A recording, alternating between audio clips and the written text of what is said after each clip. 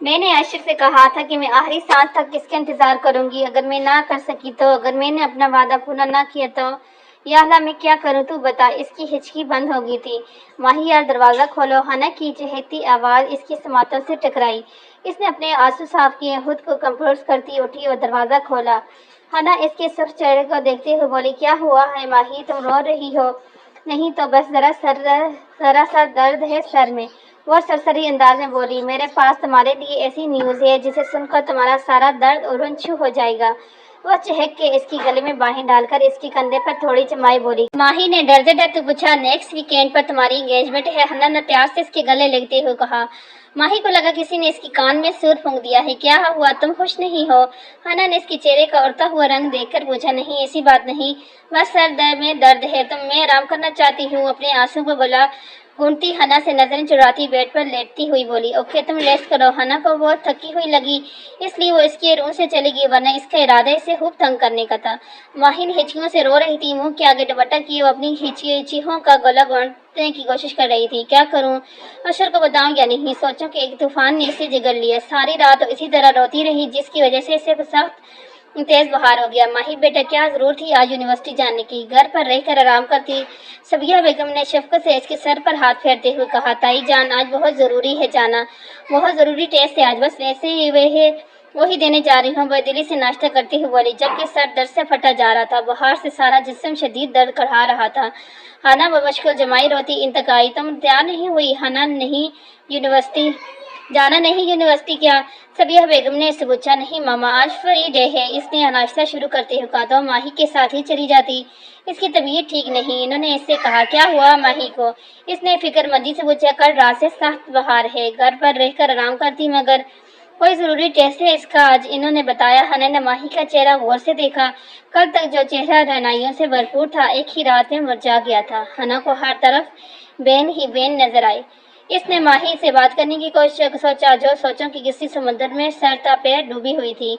ایسا تو میں نے کبھی سوچا بھی نہیں تھا، میں نے کیسے روکوں گی یہ سب، کیسے بتاؤں گی اشر کو؟ سوچوں کی طوفان پھر سے اس کا منتظر تھا۔ جب وہ ٹیسٹ دے کے نکلی، بخار کی وجہ سے وہ ٹھیک سے چل بھی نہیں پا رہی تھی، آنکھیں بار بار آنسو کی وجہ سے دھندلا جاتی اور سختی سے ہاتھ کی برش سے انہیں رگڑتی۔ انہیں سوچوں میں وہ مین گیٹ تک آئی، مگر عمار ابھی تک نہیں لینے آیا تھا، شدید گرمی کی وجہ سے گیٹ پر کوئی نہ تھا، اور انہیں سوچوں میں گم تھی کہ ایک گاڑی اس کے سامنے آ کر رکی اور ایک بھاری بھرکم ہاتھ نے اسے اندر کی طرف کھینچا۔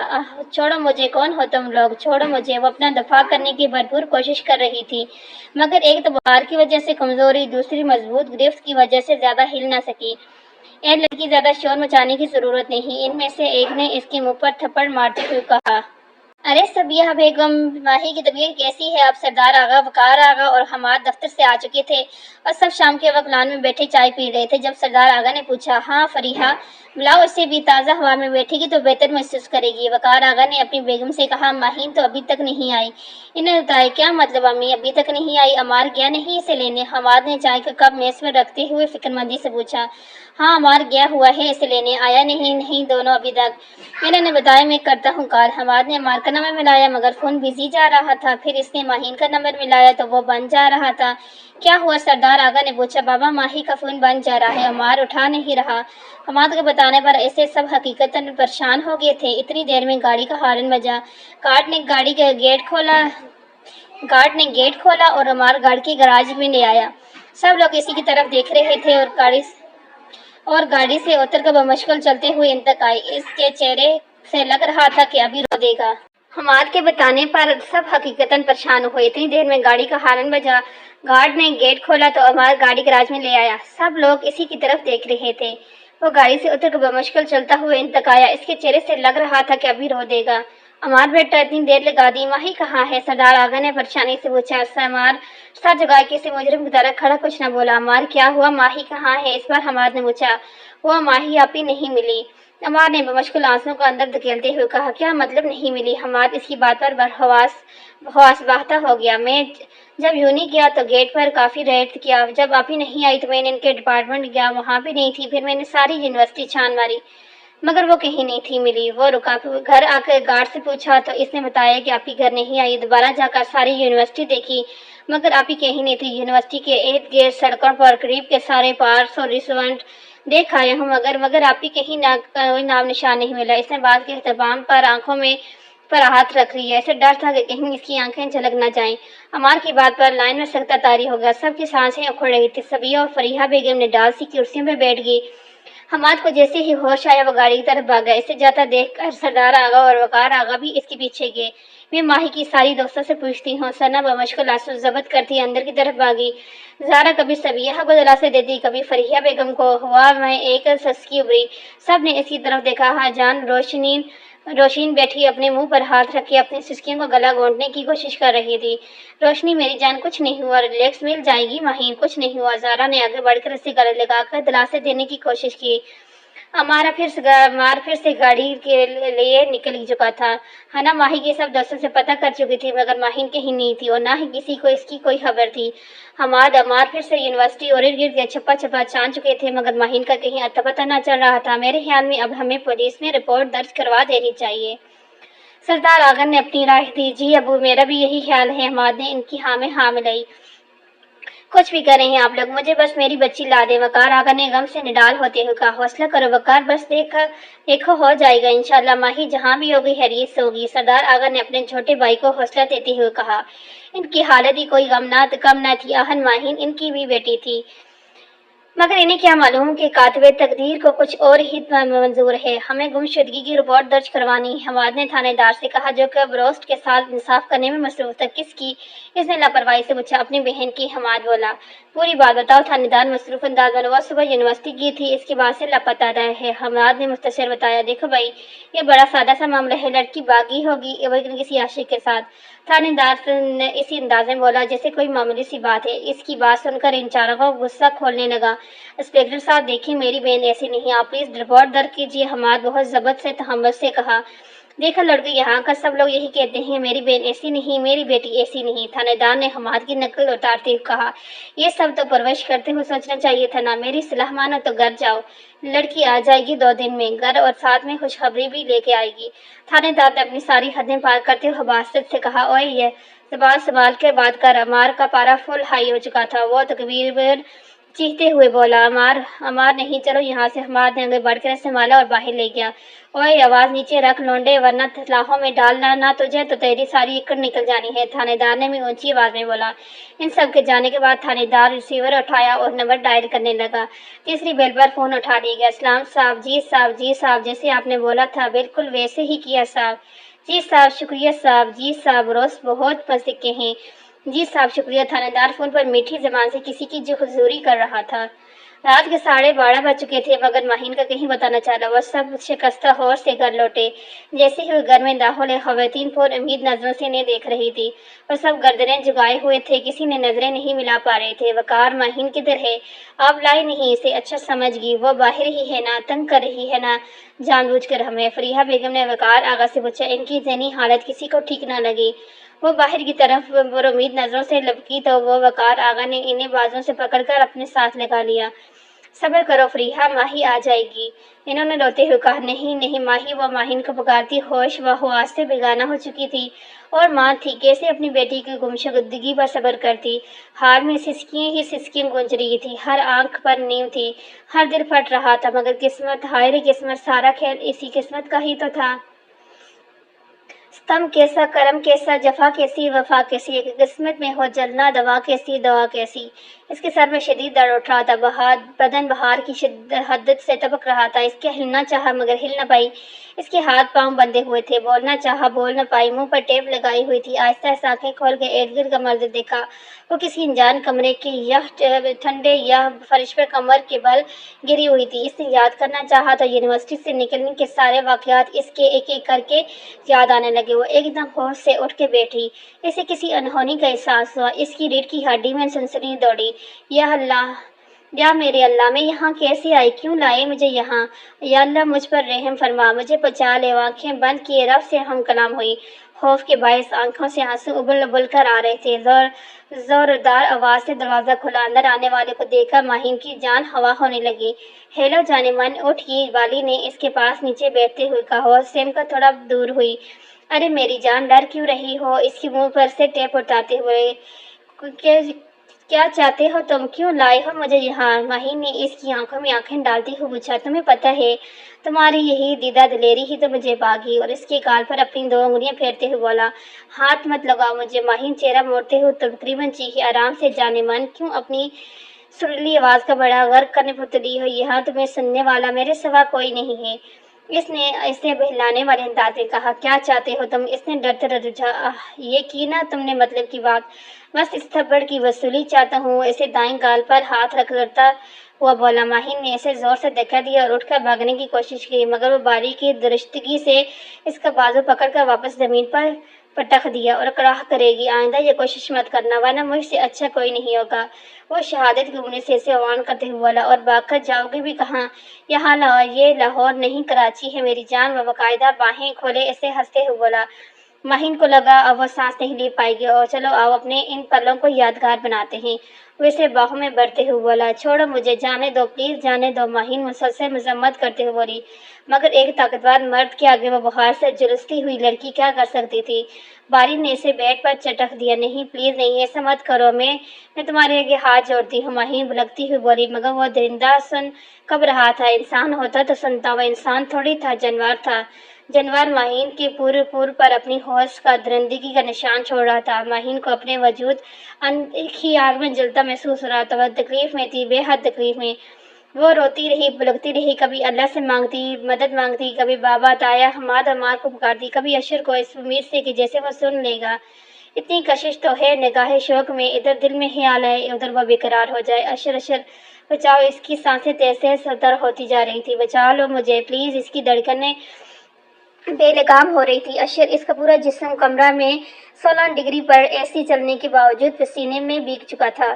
اشر، ماہین، اس کے منہ سے ایک دلہرش چیخ نکلی۔ ایک دم اٹھ کے بیٹھا، ہاتھ بڑھا کر کمرے کی لائٹ آن کی۔ کانپتے ہاتھوں کے ساتھ اس نے جگ سے گلاس کا پانی بھر ڈالا۔ 1 2 3، دیکھتے ہی دیکھتے پورا جگ پانی کا پی گیا۔ یہ کیسا عجیب خواب تھا، آج سے پہلے تو کبھی ایسا خواب نہیں آیا۔ وہ اٹھ کر ٹیرس پر آ گیا۔ مجھے ایسے کیوں لگ رہا ہے کہ ماہین مجھے بلا رہی ہے، وہ کسی تکلیف میں ہے۔ اس کے دل کو کسی طرح سکون نہیں آ رہا تھا۔ کمرے میں واپس آ کر اس نے ٹائم دیکھا تو 3 بجنے والے تھے۔ وضو کر کے جا نماز لیے ٹیرس پر آ گیا، اور پھر نہ جانے کتنے ہی نفل پڑے، اور پھر نہ جانے کتنی دیر ماہی کی خیر و عافیت کی دعا مانگتا رہا۔ اس کا دل پریشان تھا تو بحق پریشان تھا۔ وہ واقعی مصیبت میں تھی، آزمائش میں تھی، اذیت میں تھی۔ وہ تڑپ رہی تھی تو بے چین اشر بھی تھا۔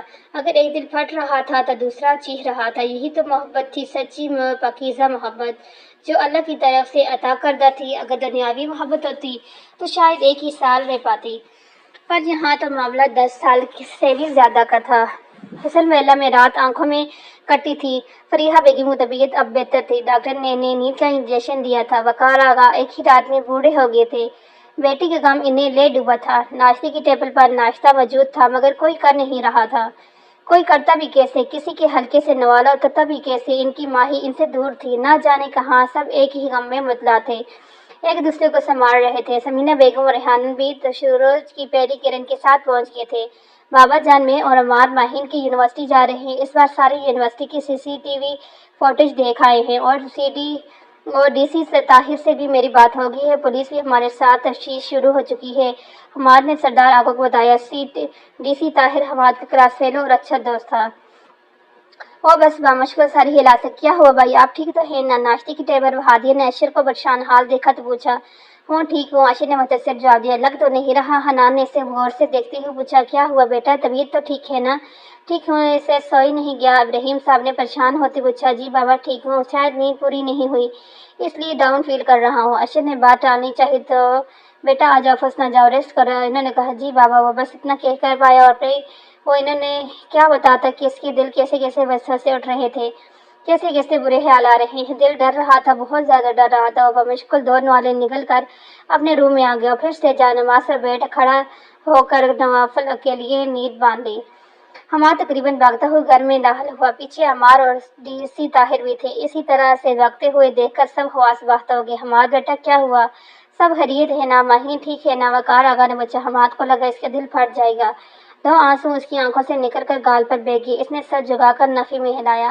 ہنا، ہنا، اس نے تقریباً چیختے ہوئے ہنا کو آواز دی۔ حماد بیٹا کیا ہوا؟ خدا کے لیے بتاؤ۔ ورنہ میرا دل پھٹ جائے گا۔ کہاں ہے میری بیٹی؟ فریحہ بیگم حماد کے آگے کھڑی ہو کر روتی ہوئی بولی۔ حماد نے انہیں گلے سے لگا لیا اور پھر صوفے پر بٹھا دیا۔ سب اس کے بولنے کے منتظر تھے۔ ہنا کہاں ہے؟ اس نے پھر سے پوچھا۔ وہ کمرے میں ہے، میں اسے بلا کر لاتی ہوں۔ زارا بولی اور اسے بلانے چلے گی۔ حماد بے صبری سے وہیں ٹہلنے لگا۔ اس میں کسی کو کچھ بتانے کی ہمت نہیں تھی۔ ہم لوگ یونیورسٹی کی CCTV فوٹیج دیکھ کر آ رہے ہیں۔ ماہین آپی کو کسی نے کڈنیپ کیا ہے۔ آخرکار حماد نے سب ہمت کر کے بتا ہی دیا۔ یہ سن کر سب لوگوں کا دل ڈل گئے۔ ہنا اور زائرہ آگے پیچھے لاؤنج میں داخل ہوئے۔ ہنا دیکھتے ہی حماد اس کی طرف لپکا اور اس سے پوچھنے لگا، ہنا مجھے بتاؤ، کیا ماہی کی کسی سے دشمنی یا کسی سے کوئی جھگڑا وغیرہ؟ ہنا نے نفی میں سلا۔ ہنا دیکھو، یاد کرنے کی کوشش کرو۔ ہاں۔ حماد بے صبری سے نہ نہیں پائی وہ بولی۔ Dam it! حماد نے باس پڑے اسٹول کو زور سے پاؤں سے مارا۔ اسے کچھ سمجھ نہیں آ رہا تھا کیا کرے، کہاں تلاش کرے ماہی کو۔ یہ اغوا برائے تاوان تو نہیں تھا، اتنا تو سب جان چکے تھے، کیونکہ اگر ایسا ہوتا تو اب تک انہیں کوئی نہ کوئی فون آ چکا ہوتا۔ جس گاڑی کے ذریعے ماہین کو اغوا کیا گیا تھا، اس پہ کوئی نمبر پلیٹ نہیں تھی، نہ ہی کسی اغوا کار کا چہرہ نظر آیا تھا، جس کی وجہ سے کیس ایک بند پہری بن کر رہ گیا تھا۔ ہاں، یاد آیا، ہنا اچانک بولی۔ سب نے پورے امید نظروں سے اسے دیکھا۔ کیا یاد آیا؟ حماد نے بے صبری سے پوچھا۔ اس نے ماہی کے ساتھ بدتمیزی کی تھی تو ماہی نے اسے تھپڑ مارا۔ اس نے ماہی کو دھمکی دی تھی کہ وہ بدلہ ضرور لے گا۔ ہنا نے روتے روتے اٹکا۔ کون؟ ہنا، کس نے؟ بتاؤ مجھے۔ ہنا نے اسے بازوں سے پکڑ کر چھچوڑتے ہوئے پوچھا۔ بلاج ملک، شہنواز کا ملک کا بیٹا، وہ بولی۔ ہنا کی بات سب لوگ سکتے میں آ گئے، کیونکہ بالی کے کارناموں سے سب واقف تھے۔ سردار آقا کے قدم لڑکھڑائے تھے، ان کی بیٹی ایک دلدل میں پھنس چکی تھی۔ ماہین ان کے لیے ہنا سے بڑھ کے تھی۔ لاؤنج کا سکتا DC طاہر کی بات پہ ٹوٹا۔ ملک بلاج تو کل شام سے کراچی میں ہے۔ اس بات پر سب کے ہوش مکمل طور پر اڑ چکے تھے۔ دوپہر کے 2 بج چکے تھے۔ کمرے میں بیٹھے اب اسے وحشت ہونے لگی۔ وہ اٹھ کر نیچے آ گیا۔ سب لاؤنج میں موجود تھے۔ اب کیسی طبیعت ہے بیٹا؟ ابراہیم صاحب نے شفقت سے پوچھا۔ جی بابا، فیلنگ بیٹر۔ اتنے سارے لائے۔ حنان نے کچھ بولنے کے لیے منہ کھولا ہی تھا کہ پاس پڑے فون کی بیل بجی۔ دیکھو بیٹا، کس کا فون ہے؟ ابراہیم صاحب نے حنان سے کہا۔ اٹھ کر فون کے پاس کیا۔ السلام علیکم۔ اس نے ریسیور اٹھایا، کان سے لگاتے ہوئے کہا۔ وہ ہاں مجید، تینوں لوگ اسے دیکھ رہے تھے۔ چند لمحے بعد حنان نے سپاٹ چہرے کے ساتھ مڑ کر اشر کو دیکھا اور بولا، بھائی آپ کے لیے لاہور سے فون ہے۔ اس کی بات سنتے ہی اشر کسی ٹرانس کی سی کیفیت میں اٹھ کر فون کی طرف بڑھا اور حنان کے ہاتھ سے ریسیور لے کر کان سے لگایا۔ اس سے پہلے کہ وہ کچھ بولتا، دوسری طرف حماد بول اٹھا اور اسے سب بتاتا چلا گیا۔ حماد ایک ایک لفظ اس کے کانوں میں سور پھونک رہا تھا۔ اس کا دل پھٹنے لگا تھا۔ اس کی آنکھیں لباد پانیوں سے بھر گئی، آنکھیں چھلک چکی تھی، گالوں پر کچھ لڑکھڑایا تھا، شاید آنسو، شاید نہیں، یقیناً ہاں وہ آنسو ہی تھے۔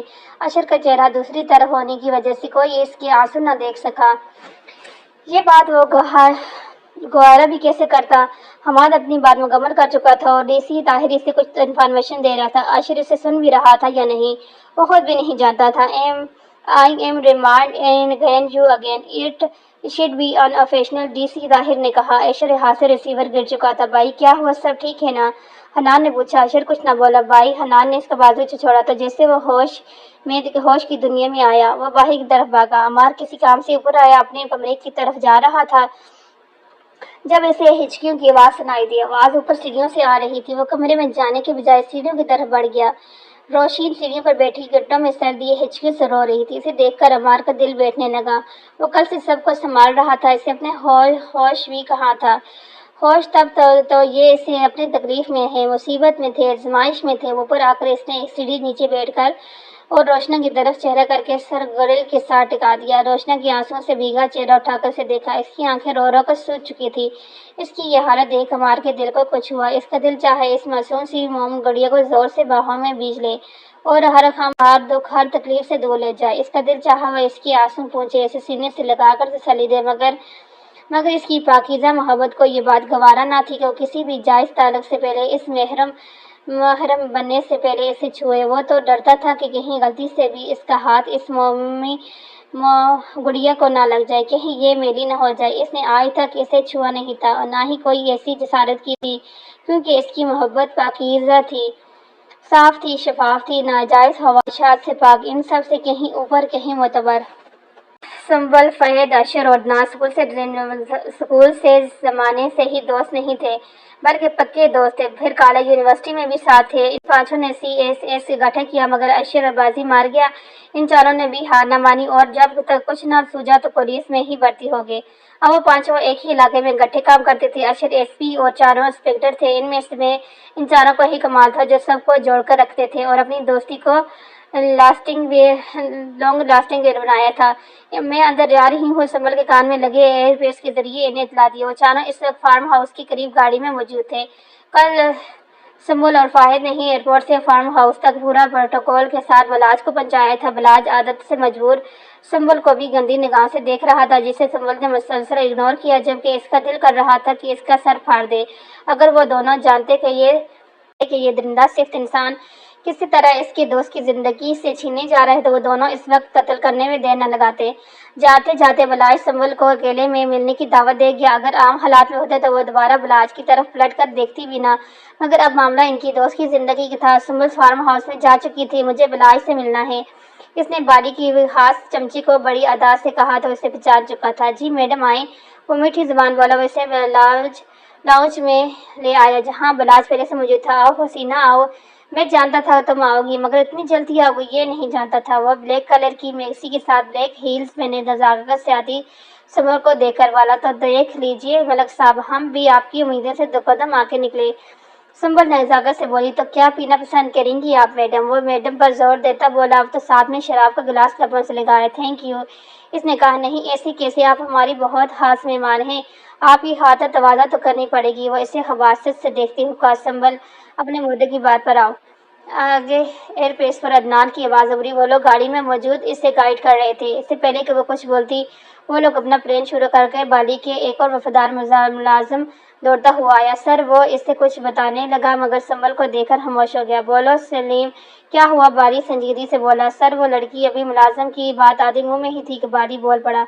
मर गई क्या? बाली की इस बात पर संबल के साथ साथ गाड़ी में मौजूद इन चारों को भी झटका लगा। नहीं सर, वो बेहोश है, इसने बताया। बाली ने कह लगाया, वो तो बस एक रात जितनी ही निकली, एक रात का प्यार भी ना सह सकी। बाली बोला और फिर से कह लगाया, संबल का दिल किया इसका सर फाड़ दे, इसे जान से मार दे। अशोक को अपनी समातों पर यकीन न आया कि कैसे कोई इसकी माहिन को रोन गया, कैसे कोई इसकी मोहब्बत बल्कि इश्क को कचल गया, कैसे कोई इसकी माही पर हाथ डाल के इसे लूट गया। इसका खून खोलने लगा, आंखें बर्दाश्त की शिद्दत से सुर हो गई, शिद्दत गुस्से से कंपनी और माथे की रगें उभर चुकी थी। वो सब अशर की तकलीफ जानते थे, बल्कि महसूस भी कर रहे थे। कौन सी लड़की? संबंध अनजान बंद है, एक लड़की जिसने मुझ पर यानी बाली पर हाथ उठाया था। बाली ने इसके कपड़े ही उतार दिए, इसे कहीं मुंह दिखाने के काबिल नहीं छोड़ा। वो इस तरह बता रहा था जैसे न जाने कितना खुशगवार कारनामा हो। अशोक को लगा इसके दिमाग की शरीरें फट जाएंगे। वो मजीद कुछ सुनने की सकत नहीं लगता था। वो गाड़ी से उतरकर फार्म हाउस की तरफ बढ़ा। वो मजीद बर्दाश्त नहीं कर सकता था। नहीं अशर नहीं, जोश से नहीं, कोई सी काम ना। फार ने नीचे उतरकर जल्दी से सर रोका। अशर कुछ न बोला। सर, फिर क्या करना है इस लड़की का? मुलाजिम पूछा। अब वो मेरे किसी काम की नहीं रही, तो ऐसा करो, जो सड़क के कोने पर कचरे वाली गाड़ी है, इसमें इसे फेंक दो। बारी सोचते हुए बोला। मुलाजिम जी सर कहकर जा चुका, इनके सारा प्लान बिगड़ चुका था, सारा प्लान सिंपल प्लान चेंज।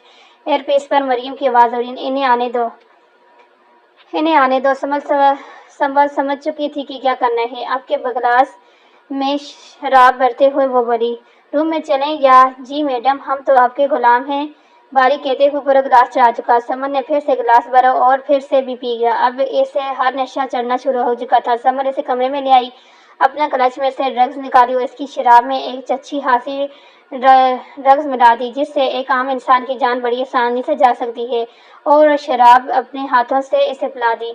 इसका काम हो चुका था, अब इसे यहाँ से निकलना था। इसे नशे की हालत में छोड़कर जाने लगी तो इसका हाथ पकड़ और कहाँ जल्दी जाने मन, अभी तो मैं इसकी बात मुंह में ही थी कि संबल अपना हाथ छुड़ाया और एक जनाटेदार थप्पड़ इसके मुंह पर दे मारा और आंख बचाकर निकल आई। माहिन को वो लोग कचरे के डब्बे में फेंक रहे थे। अशर के लिए ये सब बर्दाश्त करना मुश्किल होता जा रहा था। जैसे ही वो लोग वहाँ से गए, अशर दीवानवार उसकी तरफ भागा। वो चारों में पीछे ही थे। मोहब्बत ज़रा ही गहरा है, इसे बस राज ही रहने दो। ये ऐसा दर्द है जिसकी वाज़ेहत दर्द देता है। جیسے ہی اشر کی پری نظر ماہین میں پڑی تو وہیں ساکن ہو گئے، اس کے قدم جم گئے۔ ماہین کے جسم پر کپڑے برائے نام تھے اور آدھی برہنہ تھی، اس کے جسم پر لاتعداد نشان تھے جو چیخ چیخ کر اس پر ڈھائے جانے والے ظلمات کی گواہی دے رہا تھا۔ اشر آنکھیں بند کر کے چڑا مور گیا اور اسے اس حالت میں نہ دیکھ پایا۔ مریم آگے بڑھی، اپنا دوپٹہ اتار کر ماہین کے وجود کو ڈھانپنے کی کوشش کی، مگر دوپٹہ ناکافی تھا۔ اشر نے اپنی شرٹ اتار کر مریم کو دی اور مریم سنبھل نے ماہین کو اچھی طرح ڈھانپ دیا اور اٹھا کر گاڑی میں ڈالا۔ وہ بے ست پڑی تھی، اس کا وجود دکھ رہا تھا، نبض بہت دھیمی چل رہی تھی۔ وہ لوگ اسے ہسپتال لے کے جا رہے تھے۔ اشر چلو گاڑی میں بیٹھو، ہری اپ، مریم نے کہا۔ اشر وہیں ساکن کھڑا رہا۔ عدنان نے انہیں جانے کا اشارہ کیا اور خود اشر کے پاس رک گیا۔ اس نے اشر کے کندھے پر ہاتھ رکھ، مگر اشر تو کسی اور ہی دنیا میں کھویا تھا۔ وہ اپنے زندہ ہونے کا یقین کرنا چاہ رہا۔ وہ کیوں زندہ تھا؟ کس کے لیے زندہ تھا؟ جس کے لیے زندہ تھا وہ تو موت کے منہ میں پڑی تھی، بے سود بے جان۔ وہ تو کیوں اپنے پیروں پر صحیح سلامت کھڑا تھا؟ کیوں ماہین کی عزت پامال ہونے سے پہلے، اس کی یوں موت سے لڑنے سے پہلے وہ کیوں نہیں مر گیا؟ اس کے شہر میں، اس کے علاقے میں، اس کی حکومت ہوتے ہوئے کوئی کیسے ماہین کے ساتھ اتنا سب کچھ کر گیا؟ اس کی عزت پامال کر گیا، اس کی عزت نفس کچل گیا، اسے استعمال کر گیا، اس کے ساتھ کھیل گیا۔ کیوں؟ کیسے؟ اشر کو اپنا سر پھٹتا ہوا محسوس ہو رہا تھا۔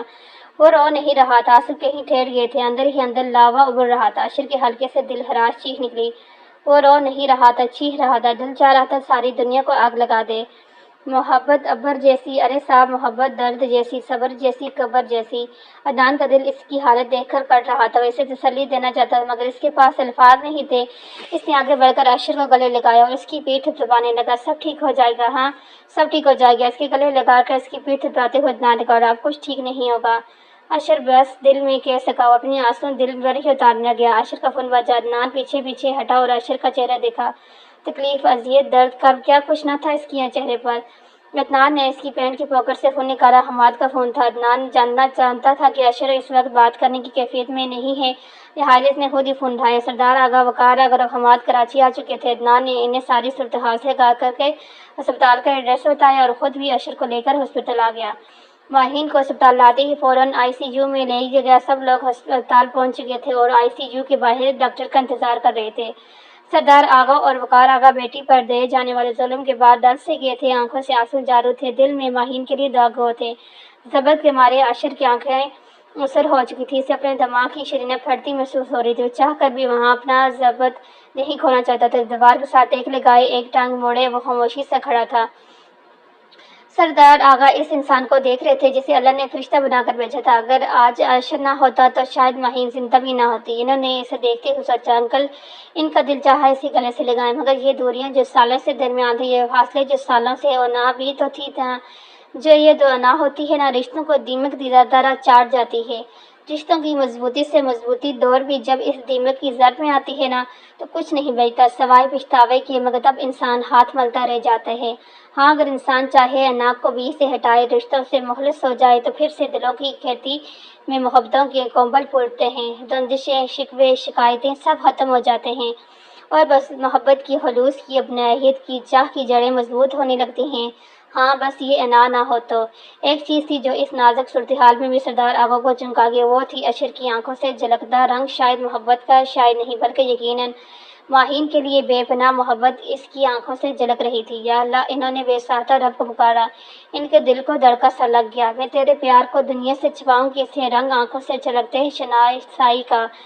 آئی سی یو کا دروازہ کھلا اور ڈاکٹر باہر آئے۔ ڈاکٹر، ماہین کیسی ہے؟ وہ ٹھیک تو ہے نا؟ ہوش آ گیا اسے؟ حماد نے ایک ہی سانس میں ڈاکٹر سے اتنے سوال کھڑا۔ اشر بھی انتہا تک پہنچا۔ دیکھیں، پیشنٹ کا نروس بریک ڈاؤن ہوا ہے، ٹمپریچر کسی صورت کم ہونے کا نام نہیں لے رہا۔ ڈاکٹر اتھر بولتے، ڈاکٹر ہوش کب تک آئے گا اسے؟ حماد نے پھر سے پوچھا۔ دیکھیں، ابھی کچھ کہا نہیں جا سکتا، شی از اسٹل انڈر آبزرویشن، وہ کہہ کر آگے بڑھ گیا۔ حماد شکستہ خور سا بیٹھ گیا، کھولیاں گھٹنوں پر ٹکائے، دونوں ہاتھوں کی انگلیاں آپس میں پھنسائے، سر جھکائے، وہ خاموشی سے رو رہا تھا۔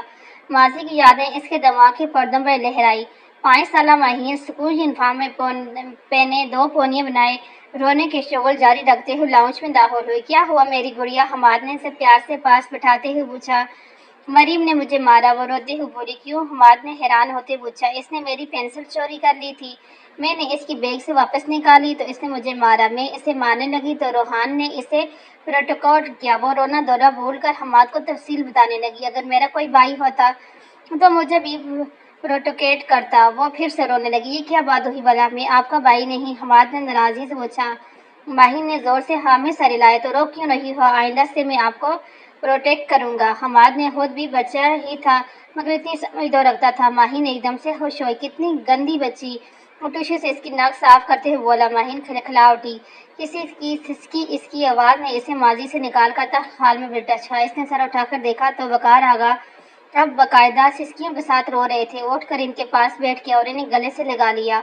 अशर के लिए अब वहाँ मजीद रुकना दोबर हो रहा था। वो नमाज पढ़ने की अर्ज से नीचे चला आया।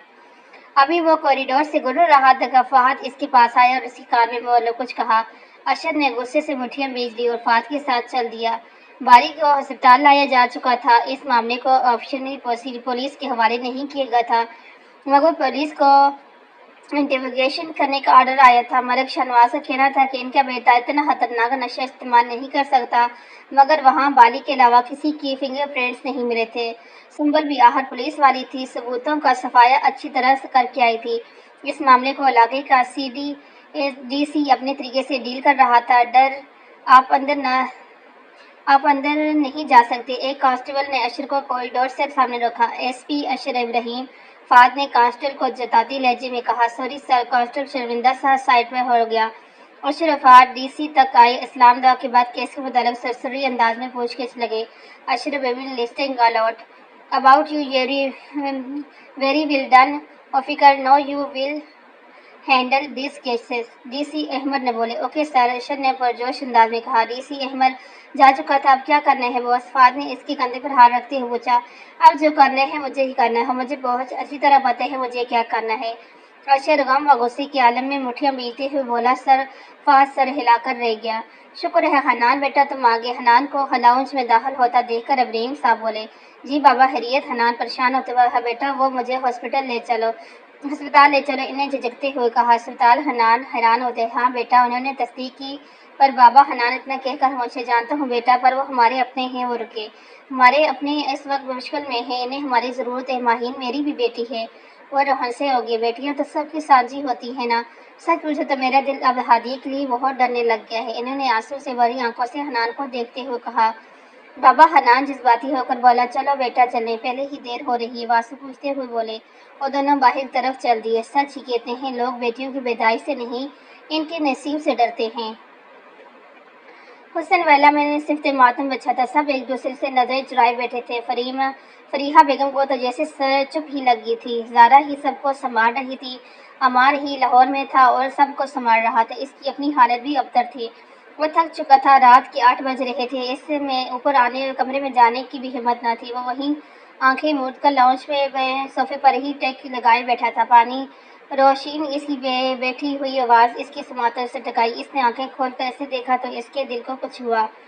मुसलसल रोने से आंखें सुर्ख हो चुकी थी, आंखें सूजी हुई थी। इसने इसके हाथ से पानी का गिलास थामा तो वो वहीं इससे कुछ दूर सोफे पर बैठ के वो पानी पी चुका था। दोनों के दरमियान खामोशी थी, मगर फिर भी इन्हें एक दूसरे के दुख सुनाई दे रहे थे। मुझे एक बात अभी समझ नहीं आई, रोशीन बोली।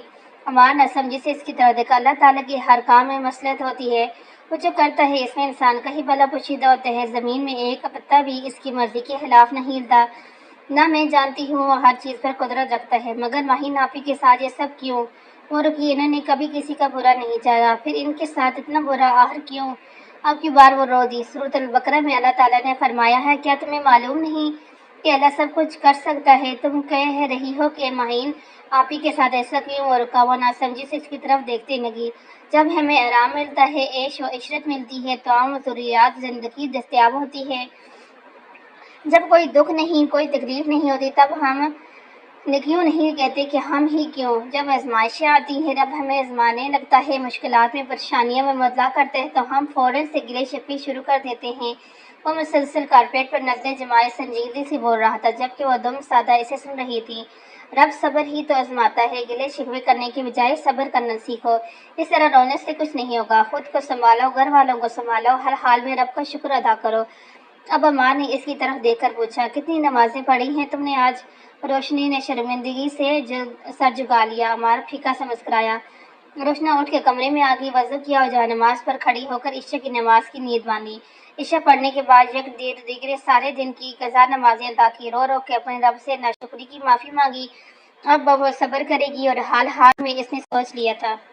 سردار آغا اور وقار آغا نماز پڑھ کر لوٹے تو کوریڈور میں ابراہیم افریدی موجود تھے۔ اتنے سال گزر چکے تھے، پھر بھی جو کچھ اشر ان کے اور ماہین کے لیے کر رہے تھے، اس کے بعد ان کے دل نرم پڑ چکے تھے۔ نفرت تو پہلے ہی نہیں تھی، ہاں ایک ناراضگی تھی جو اب مکمل ختم ہونے کو تھی، لیکن انا نہ ہٹی۔ انا کی دیوار نہ گری، وہ آج بھی جام و جلال سے کھڑی تھی۔ ابراہیم صاحب نے سلام کیا مگر جواب نہ دیا۔ سردار آغا اور وقار آغا کوریڈور میں پڑے صوفے پر بیٹھ گئے، جبکہ ابراہیم افریدی مخالف صوفے پر بیٹھ گئے۔ اب بس ان کے درمیان گہری خاموشی تھی۔ حماد آیا تو ابراہیم صاحب کو دیکھ کر ٹھٹکا، اگر پھر بر کر نے سلام کیا اور دیوار کے ساتھ ٹیک لگا کر کھڑا ہو گیا۔ خاموش برقرار رہی۔ اشر کی قدموں کی چاپ نے خاموشی کا تسلسل توڑا۔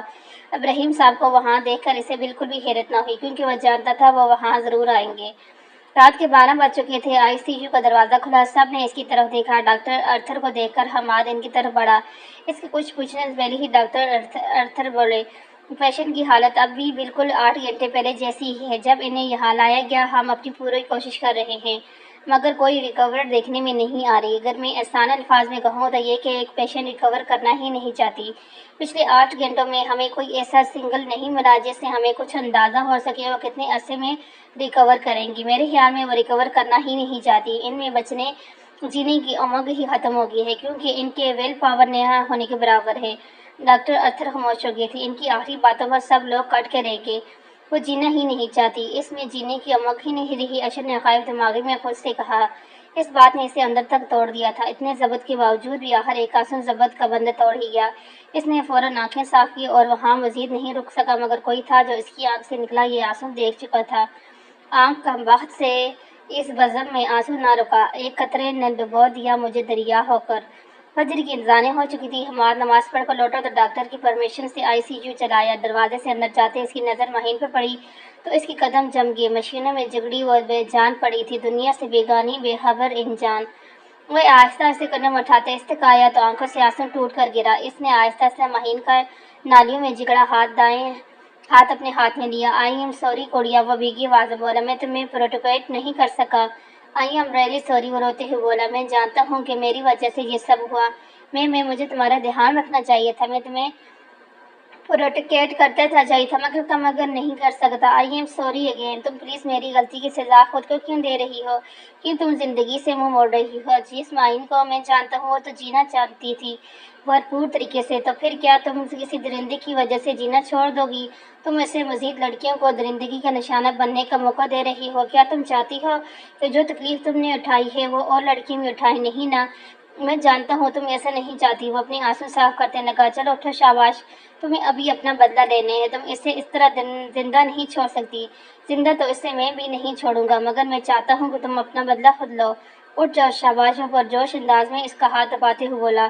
آپ پلیز باہر جائیں، پیشنٹ کا چیک اپ کا ٹائم ہو گیا۔ نرس کی آواز پر اس نے پیچھے مڑ کر دیکھا تو سر ہلا کر باہر آ گیا۔ اشر نماز پڑھ کر ابھی لوٹا ہی تھا، رات کو حنان اور کو بلا کر وہ ابراہیم صاحب کو گھر بھجوا چکا تھا۔ ساری رات اس کی نوافل پڑھتے گزری۔ گزرتے لمحے مجھے بتاؤ کہ زندگی کا اصول کیا ہے؟ 8 بج چکے تھے۔ ڈاکٹر ارتھر ماہین کا چیک اپ کر کے ICU سے نکلے سے حماد اٹھ کر ڈاکٹر کے پاس نہیں آیا تھا۔ سردار آغا وقار آغا اٹھے، بے شک شفا اللہ کے ہاتھ میں ہے، مگر اللہ نے مجھے مسیحا بنا کر بھیجا ہے۔ مریض آتے ہیں یا تو ان کی حالت بہتر ہو جاتی ہے یا ابتر، پھر ان میں سے کچھ ریکور کی طرف جاتے ہیں، مگر یہ میرے پروفیشن میں اب تک کا پہلا کیس ہے کہ 18 گھنٹے گزرنے کے بعد بھی پیشنٹ کی حالت پہلے جیسی ہی تھی، جیسے اس کا وجود بالکل ساکن ہو چکا ہو۔ سردار آغا وقار آغا نے پریشانی سے ڈاکٹر کو دیکھا۔ ڈاکٹر دھیما سے مسکرائے پھر بولے، پریشان مت ہوں، اب میں نے آپ کے لیے امید کی نوید لائے ہوں، بہت تھوڑی ہی سی، مگر پیشنٹ نے ریکور کرنا شروع کر دیا ہے۔ حماد جو کب سے سر جھکائے اللہ سے ماہین کے لیے صحت مانگ رہا تھا، اپنے گناہوں، غلطیوں اور کوتاہیوں کی معافی مانگ رہا تھا کہ ایک بار اللہ سے ماہین لوٹا دے، اس کی بہن لوٹا دے، وہ کبھی اپنی ذمہ داری سے غفلت نہیں برتے گا، کبھی آئندہ سے کوئی دکھ نہیں، کوئی تکلیف نہیں پہنچا دے گا۔ ایک دم سے سر اٹھا کر ڈاکٹر ارتھر کے بے یقینی سے دیکھا، وہ مسکرا دیے اور چلے گئے۔ اس کے کہنا، میری سوچیں حیران ہیں، میرے جذبے پریشان ہیں، میرا دل بھی اسے کہنا کہ پہلے سے کہیں زیادہ، کہیں بڑھ کے مجھے اس سے محبت ہے۔ ماہین کی ریکوری کا سن کر اشر کی جان میں جان آئی، اسے ایسے محسوس جیسے اسے سانس آنے لگی ہے۔ کل سے وہ ایک اندیکھی آگ میں جل رہا تھا۔ جب اسے پتہ چلا کہ ماہین میں جینے کی امید ختم ہو گئی ہے تو اسے بھی اندر ہی اندر ٹوٹ رہا تھا، ختم ہو رہا تھا۔ جینے کی امید اس میں بھی دم توڑنے لگی تھی، مگر اب وہ پھر سے جینا چاہ رہا تھا، مگر اکیلے نہیں، ایک ساتھی کے ساتھ۔ وہ زندگی نہیں چاہتا تھا، مگر اپنی زندگی کے ساتھ مہین کے ساتھ۔ اس نے سوچ لیا تھا اب وہ اسے مزید تکلیف، کوئی دکھ نہیں، درد سے نہیں دے گا۔ اس کے ٹھیک ہوتے ہی اسے مانگ لائے گا اور دنیا سے چرا کر کسی چاند نگر میں لے جائے گا، جہاں کوئی دکھ نہ ہو، کوئی تکلیف نہ ہو، جہاں بہت چڑک کا موسم نہ ہو، بس ہر سو بہار ہی بہار ہو۔ اس نے سوچ لیا تھا کہ اب بس جتنے دکھ مہین کے سہنے تھے سہ لیے، اب وہ اس کے دامن سے سارے دکھ، تکلیفیں، آنسو چن لے گا، مگر اسے کیا معلوم تھا تقدیر ایک بار پھر اس کا کایا پلٹنے والی ہے۔ 3 دن گزر چکے تھے، ان 3 دنوں میں بھی اشر ایک پل کے لیے بھی کہیں نہیں گیا، بس وہیں تھا ICU کے باہر۔ جاتا بھی کیسے؟ اندر اس کی زندگی تھی، اس کا سب کچھ تھا۔ مہین بہت تیزی سے ریکور کر رہی تھی، اس بات سے جیسے سب کو نئی زندگی بخش کی، انہیں مکمل ہوش آ چکا، مگر وہ دوائیوں کے زیر اثر سو رہی تھی۔ ہم انہیں روم میں شفٹ کر رہے ہیں، جیسے ہی اٹھیں گی آپ ان سے مل سکتے ہیں، مگر دھیان رہے ان سے کوئی بھی ایسی بات نہ کریجیے گا جن سے ان میں ڈپریشن یا ایگریشنز پیدا ہو۔ ڈاکٹر ارتھر مسکرا کر آگے بڑھ چکے تھے، سب کی آنکھوں سے آنسو رواں تھے، سوائے اس کے۔ وہ رونا چاہتا تھا، چیخنا چاہتا تھا، چہنانا چاہتا تھا، مگر نہیں کر سکتا تھا۔ اس کا ضبط پھر سے آزمایا جا رہا تھا، دیکھ کر وہ ضبط میرا دشت نے پاؤں پکڑے، پھر میرے پاس پیاس پر کہتے ہیں سمندر ناچا۔ اس نے دھیرے دھیرے آنکھیں کھولی، کمرے میں پھیلی روشنی اس کی آنکھوں میں چبھی تو اس نے فوراً آنکھیں میچ لی اور ان پر ہاتھ رکھنا چاہا تو ہاتھ ہلاتے ہی اس کے وجود میں درد کی ایک لہر اٹھی۔ اس نے دھیرے سے آنکھیں بند کھولی، اب کی بار روشنی اتنی بری نہ لگی۔ اس کے ہاتھ پر ڈرپ لگی تھی، اس نے اٹھنا چاہا، مگر کئی دنوں سے ایک ہی جگہ پر ساکن رہنے کے باعث اس کا جسم اکڑا ہوا تھا۔ اس نے کمرے میں چاروں طرف نظریں دوڑائی تو اسے معلوم ہو کہ وہ ہسپتال میں ہے۔ میں یہاں کیسے؟ اس نے خود سے سوال کیا اور دماغ پر زور ڈالا تو جب آنکھوں کے ساتھ اسے خود تبدیلی ظلمات کی لمحات ایک ایک کر کے یاد آنے لگے، بے اختیار اس کی آنکھیں پانیوں سے بھر گئی۔ یا اللہ، اتنا کچھ! میں زندہ! وہ شاید کچھ بولنا چاہ رہی تھی، پھر اپنے آپ کو چوب کر زندہ ہونے کا یقین کرنا چاہا۔ ڈاکٹر مہین اٹھ گئی ہیں کیا؟ میں کب سے مل سکتا ہوں اسے باہر آواز سنائی دی، جیسے بچانے میں اسے لمحہ لگا۔ حماد بھائی! اس نے مجگینے سے کہا۔ یا اللہ، بھائی کا سامنا کیسے کروں گی؟ وہ بولی، ہاتھ کی پش سے آنسو صاف کیے، بہت بے دردی سے آنکھیں رگڑ کر صاف کی اور سوتی بن گئی۔ کمرے کا دروازہ کھلا، حماد نے کمرے میں آتے ہی نظریں مہین پر ڈالی، اسے لگا وہ ابھی تک سو رہی ہے۔ وہ اس کے پاس آ کر کھڑا ہو گیا اور اسے دیکھنے گیا۔ ہر وقت کھلکھلاتی، ہنستی ساتھی مہین کیسے بے جان ہو گئی تھی، چہرے کا رنگ زرد ہو چکا تھا، آنکھوں کے گرد ہلکے نمایاں تھے۔ حماد کی نظر اس کے آنکھوں کے بھیگے کناروں پر پڑی تو جان کے کچھ جاگ رہی ہے۔ اس نے ہاتھ بڑھا کر اس کے سر پھیرا، پھر ماتھے پر آئے بال پیچھے کی اور ماتھے پر بوس دیا۔ اٹھ گئی میری گڑیا! حماد نے بہت پیار اور شفقت سے ہاتھ اس کے سر پر پھیرا تھا۔ مہین کو بے اختیار رونا آیا، مگر وہ ضبط کر گئی۔ ایک آنسو اس کی آنکھ سے نکلا، جیسے حماد نے ہاتھ بڑھا کر صاف کیا۔ چلو اب اٹھ بھی جاؤ، اور کتنا ستاؤ گی اپنے بھائی کو؟ حماد لاڈ سے بولا۔ مہین اب بے بس ہو گئی تھی، وہ اس کا بھائی تھا، بھلا کیسے وہ اس سے بات کیے بنا رہ سکتی تھی؟ اس نے آنکھیں کھول کر حماد کو دیکھا جو مسکرا رہا تھا، مگر اس کا چہرہ سستا ہوا تھا۔ مہین اٹھ کر بیٹھی اور بے اختیار رو پڑی۔ ارے گڑیا، رو کیوں رہی ہو؟ حماد نے اسے خود سے لگاتے ہوئے کہا۔ آئی ایم سوری بھائی، میں نے کچھ نہیں کیا، میں نے کچھ غلط نہیں کیا، میری کوئی غلطی نہیں بھائی، آئی ایم سوری۔ میں وہ ہاتھ جوڑ کر روتی ہی بولی۔ حماد نے اس کی بیک میں پکار دی۔ میں جانتا ہوں کہ تم نے کچھ نہیں